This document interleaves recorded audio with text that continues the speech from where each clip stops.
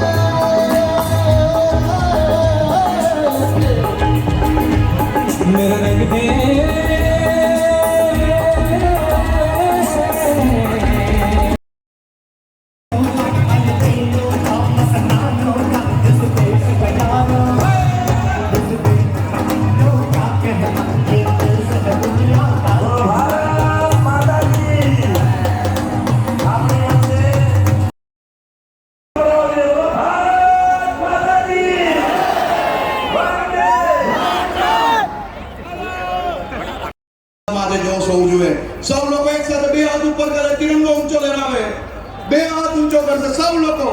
अमदावाद की शक्ति भारत पाकिस्तान की सरहद पर जो आपको जवान फरज આજે અદા કરતો હોય તો એના કાને ગુંજે પ્રકારનો હોવું જોઈએ। બોલો ભારત માતા की, ભારત માતા की, ભારત માતા की। આજે અમદાવાદમાં આપણા લોકલાલીના સાંસદ અને કર્મઠ ગૃહમંત્રી શ્રી અમિતભાઈ શાહના નેતૃત્વમાં આજે તિરંગા યાત્રા રાષ્ટ્રભક્તિ સભર માહોલમાં યોજાઈ રહી છે। વડાપ્રધાન શ્રીનું સ્પષ્ટ માનવું છે કે તિરંગો લોકોને એક સાથે લાવે છે। આઝાદીના આંદોલન સમયે તિરંગો ફરકાવીને લોકો આઝાદી માટેની પ્રતિબદ્ધતા વ્યક્ત કરતા હતા। આપણે તિરંગો ફરકાવીને આઝાદીના 100મા વર્ષે વિકસિત ભારત માટે કર્તવ્યબદ્ધ થવાનું છે। આપણને प्रचंड वाक्य बोले भारत माता की। मंच पर उपस्थित गुजरातना लोकप्रिय मुख्यमंत्री श्रीमान भूपेन्द्रभाई पटेल, स्वास्थ्य ने परिवहन कल्याण मंत्री श्री ऋषिकेश भाई, श्री जगदीश भाई पंचाल અને આ તિરંગા યાત્રા अनेक દ્રશ્યોના ન કેવલ ગુજરાત સમગ્ર દેશભરમાં ખાસ કરીને જુવાનીઓમાં ઉર્જા ભરવાનું કામ કરે છે।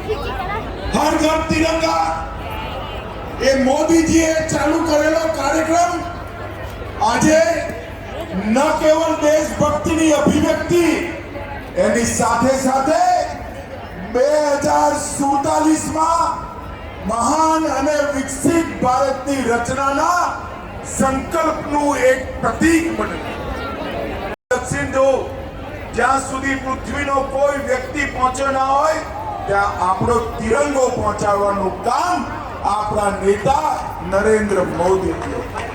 વર્ષોથી આતંકવાદ અને નક્સલવાદથી પીડાતા ભારતની જનતાને સર્જિકલ સ્ટ્રાઇક અને એર સ્ટ્રાઇક કરી दुश्मनोना दांत खाटा करवा वारो जवाब आपવાની શરૂઆત નરેન્દ્ર મોદી की।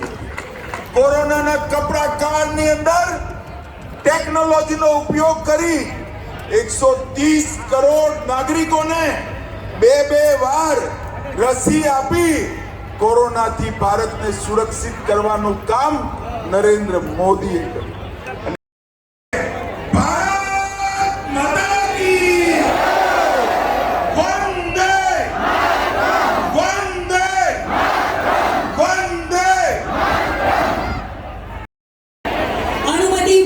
થઈ ચૂકી છે અને હવે અનુરોધ કરીશું માનનીય કેન્દ્રીય મંત્રી શ્રી માનનીય મુખ્યમંત્રી શ્રીને કે ઝંડો બતાવીને આ ભવ્ય વિરાટ તિરંગા યાત્રા રેલીને પ્રસ્થાન કરાવશો।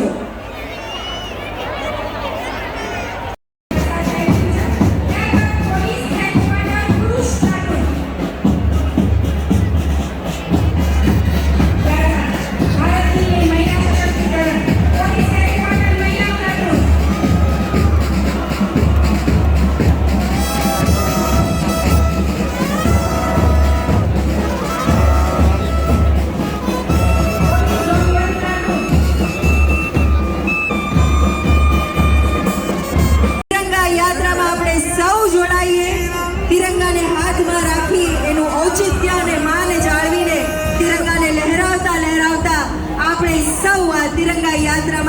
વધીએ.